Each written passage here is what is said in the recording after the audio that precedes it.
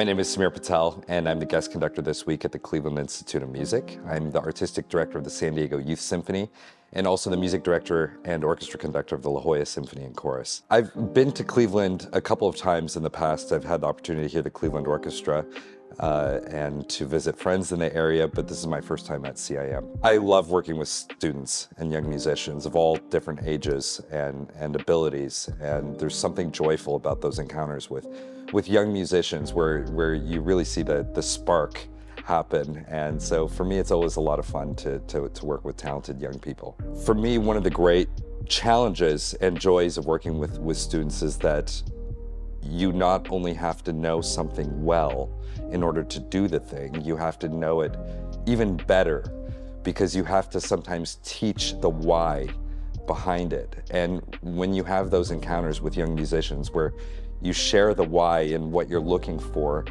it's always incredible what happens. And you know, from all the years I've worked with young musicians, the one lesson that I continue to learn is that you can never underestimate them.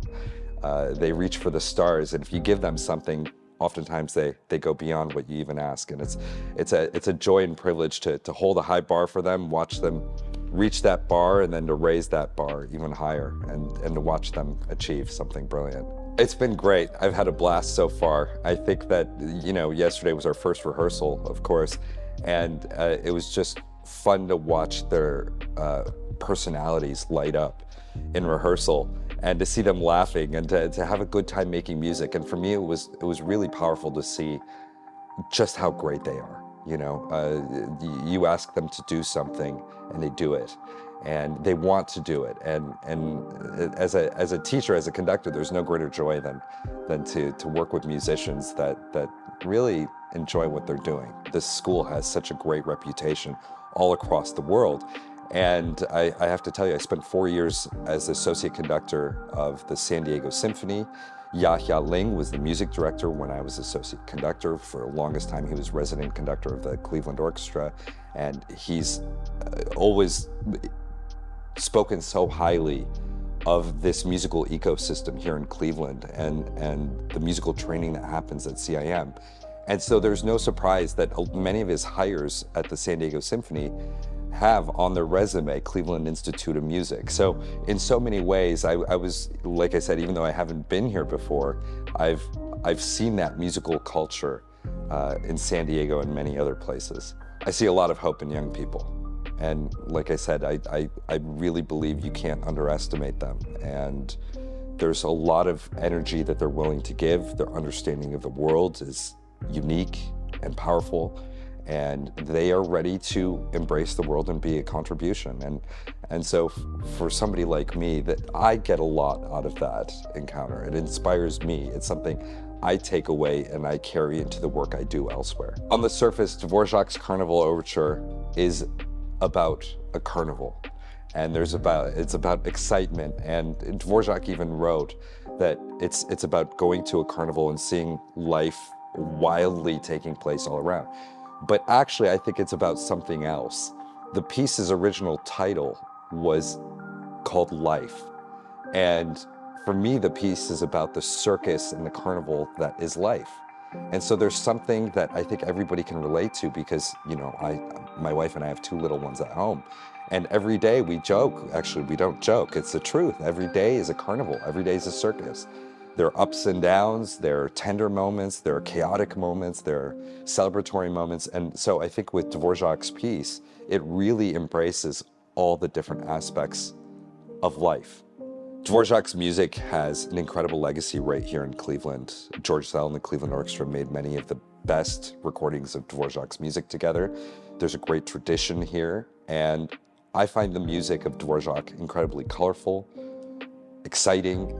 It's challenging, it's very difficult to play, and there's always something fun to work on in his music. And so as wildly as exciting as the music is, it gives you a lot in return too. Ruth Crawford Seeger is this incredible personality in American music, and she doesn't get a lot of performance time these days, unfortunately, because she was such a unique voice in the world of modernism. In fact, I would say that she was one of the the starters of the great movement of modernism, and the music that we're playing of hers from the 1930s already starts to foreshadow some of the musical inclinations of the 1950s and the 1960s.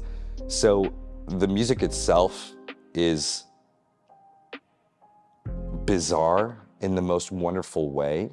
It's all about polyphonic dissonance created by crescendos and diminuendos in the music. And so what you get is this incredible horizontal line of music that almost sounds like noise. And you get these sort of waves that form. And at the same time, it has this incredible tension in the way that the music is stacked up vertically. So it's an incredible piece on its own, and the orchestra's never performed it. I've never performed it before, so for me it's the first time to share her music, and I'm excited about that. So with the Seeger, what makes it difficult is the music itself is completely disorienting. When you listen to the music of Beethoven, any listener can sort of follow along with the structure, and certainly trained musicians are trained to be able to follow the structure of the music. But with Seeger's music, at least in this case, it's almost as if the structure doesn't exist, and you're disoriented as a listener and as a performer by what one might call noise happening with the way these instruments play these tonal clusters, the way they make these melodic crescendi and diminuendi. But it's one of these things that there is a danger inherent when you listen too carefully as a musician. It becomes almost about the execution of it, and then the own audience member's experience of listening to this. And it's incredibly expressive music at the same time. Anna Klein's music in color field was inspired by the painting of the abstract expressionist Mark Rothko. And if you've ever seen a painting of Rothko's, you can make the impression that perhaps it's just about a rectangle, and a rectangle there's a bright orange color and a little darker orange color, and maybe there's a little bit of yellow and red there. And you might take that experience and move on.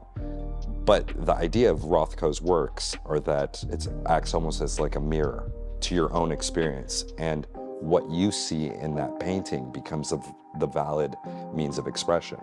So Anna Klein plays with this idea with these three movements from color field, and she toys as well with the idea of synesthesia, which you know, some people can hear a pitch and associate a color with that. So she plays with that in terms of the musical structure of the piece. But truth be told, the entire piece is incredibly vivid, and not to use a cliche or anything, but it's extremely colorful, it's beautiful, it's powerful, and I think that the experience replicates like seeing a Rothko painting. You might sit there and experience this wildly colorful work, and the takeaway from that experience is, what do you feel? And that's what becomes important. For me, Beethoven's Symphony No. 6 is the greatest piece of music ever written. And I know that some might disagree with me on that, of course, but for me, it's a piece that has a lot of meaning. I think on the surface, one thinks, oh, this is about somebody who goes into nature and falls in love with the sights and sounds of a brook or cheerful people in the countryside. But for me, it's something deeper. It's more about spiritual awakening and the power of humanity. And certainly in Beethoven's own life, it's about an embrace of humanity. And so for me, I just love what this piece represents. And I think this is the kind of music that is needed in the world these days. There's a moment at the end of the fifth movement, which is, in its title, it's a shepherd's call, and it's a grateful feelings after the storm. But there's this moment, and I think it's the greatest moment in music. And it has this incredible descending bass line near the end of the movement. And for me, it's music that gives me chills every time I hear it, every time I conduct it. Because in my own narrative with the piece, this is a great giant embrace of humanity. And it's also a moment for Beethoven, who had, you know, a few years before writing this piece, he was contemplating suicide. thinking that with his deafness, how could he possibly go on living in the world being robbed of the one thing a composer needs the most, their hearing? And at this moment, for me, it's as if